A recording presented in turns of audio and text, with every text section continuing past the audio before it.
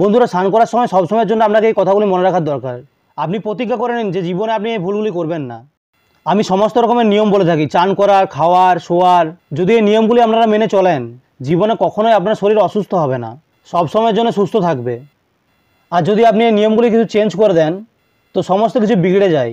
আপনি যদি এই নিয়মগুলি মেনে চলেন, তাহলে জীবনে আপনার শরীর কষ্ট পাবে না। দেখুন, এই কথাগুলো অনেক ছোটো ছোটো মনে হতে পারে, কিন্তু এগুলো অনেক বড় কাজে আসবে। এই জন্য এই কথাগুলোকে ইগনোর করবেন না, আর ভিডিওটাকে শেয়ার করতে ভুলবেন না। আর আপনাকে রিকোয়েস্ট করছি, আপনি প্রতিটা কথা শুনে যাবেন। মানুষ স্নান করে পরিষ্কার থাকার জন্য। কিছু লোক প্রতিদিন স্নান করে, কিছু লোক প্রতিদিন স্নান করে না। এটা ওদের সিস্টেম, এটা ওদের বডির টেম্পারেচারের ব্যালেন্স। এই জন্য ওদের কোনো লস হয় না। কিন্তু স্নান করলে কী হয়, আলসি কেটে যায়, এনার্জি আসে। আপনি যেরকম সকালে স্নান করেন, ওরকম বিকেলে স্নান করলেও আপনি ওরকমই এনার্জি পাবেন। যারা সকালে কাজের জন্য স্নান করতে পারেন না, তারা বিকালে স্নান করতে পারেন। অনেক পরীক্ষা করে এই কথাগুলি বেরিয়ে এসছে। আপনি যে ডাইরেক্ট মাথায় জল ঢালেন, এটা সবথেকে বড় ক্ষতি। যদি আপনি ঠান্ডা জল ঢালেন, সেটাতেও ক্ষতি। যদি আপনি গরম জল ঢালেন, সেটাতেও ক্ষতি। দুটোতেই ক্ষতি। যদি আপনি গরম জল মাথায় ঢালেন, তাহলে চুলের এবং চোখের সমস্যা হয়। গরম জল চুলের গোড়াকে শক্তিহীন করে দেয় এবং শরীরের টেম্পারেচার নষ্ট হয়ে যায়। আর যদি আপনি ঠান্ডা জল শরীরে ঢালেন, ধরুন আপনার শরীর গরম আছে, ঠান্ডা জল আপনি ডাইরেক্ট মাথায় ঢাললেন, এর জন্য আপনার ব্রেন হ্যাংও হয়ে যেতে পারে। এরকম অনেক লোকের হয়েছে, এমনকি হার্টের প্রবলেমও শুরু হয়ে যায়। এই জন্য কোনোদিনও ডাইরেক্ট মাথায় জল ঢালবেন না।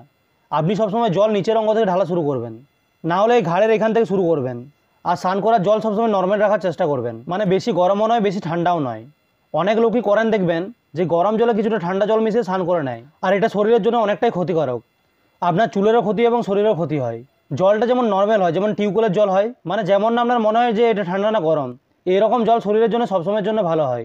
এই জন্য আগেকার লোকরা কখনো গরম জল করতো না, শীতকাল হোক বা গ্রীষ্মকালই হোক। আবার দেখবেন অনেক লোক খাবার খাওয়ার পর চান করেন, মানে পেট ভর্তি আপনি খাবার খেয়ে স্নান করতে গেলেন। এটা সবথেকে বড় ভুল। কখনো পেট ভর্তি করে স্নান করা উচিত নয়। এটার জন্য আপনার পাচনতন্ত্রের ক্ষতি হয়, মানে খাবার খাওয়ার পর পেটের ভিতরটা গরম থাকে। এরপর যদি আপনি উপর থেকে শরীরে জল ঢালেন, তাহলে শরীরের ভিতর এবং বাইরের টেম্পারেচার বিগড়ে যায়। এর কারণে খাবার হজমের ক্ষতি হয়, এবং এই কারণের জন্য খাবার খেতে খেতে জল খেতে মানা করেন এবং খাবার খাওয়ার পর স্নান করতে মানা করেন। হয়তো আপনি একটু গ্যাপ দিন, নাহলে খাবার খাওয়ার আগেই স্নান করেন। আর অনেক টাইম ধরে স্নান করার জন্য স্কিনেরও প্রবলেম হয়। বেশিক্ষণ স্নান করার জন্য স্কিন এবং চুল ড্রাই হয়ে যায়। যাদের স্কিন খুবই ড্রাই, তারা 5 মিনিটেরও কম শরীরে সাবান দেবেন এবং স্নান করবেন। তো এই জিনিসগুলো মনে রাখবেন। আর গরম জলে স্নান করার কারণে আমাদের শরীরে যে ন্যাচারাল অয়েল হয়, সেটা নষ্ট হয়ে যায়। আর এইসব কারণের জন্য গরম জলে স্নান করাটা খুবই খারাপ, এবং শরীরের ন্যাচারাল অয়েল নষ্ট হয়ে যাওয়ার কারণে স্কিন ড্রাই হয়ে যায়। আপনি যদি প্রতিদিন গরম জলে স্নান করতে থাকেন, তাহলে স্কিনের উপর অনেক ক্ষতি হয়। আর প্রতিদিন শ্যাম্পু করাও চুলের জন্য ঠিক নয়, সপ্তাহে একদিন করবেন। আপনি যদি প্রতিদিন শ্যাম্পু করেন, তাহলে চুল কমজোর হয়ে যায়। আর স্নান করার পর শরীরে একটুও জল জমিয়ে রাখবেন না, সমস্তটা ভালো করে মুছিয়ে নেবেন। কারণ ভিজে থাকার কারণে চুলকানির সৃষ্টি হতে পারে, এবং তাছাড়াও ফাঙ্গাস ইনফেকশন হতে পারে। সাবান আপনি যতটা পারবেন কম ব্যবহার করার চেষ্টা করবেন, কারণ সাবান স্কিনের অনেক ক্ষতিও করে।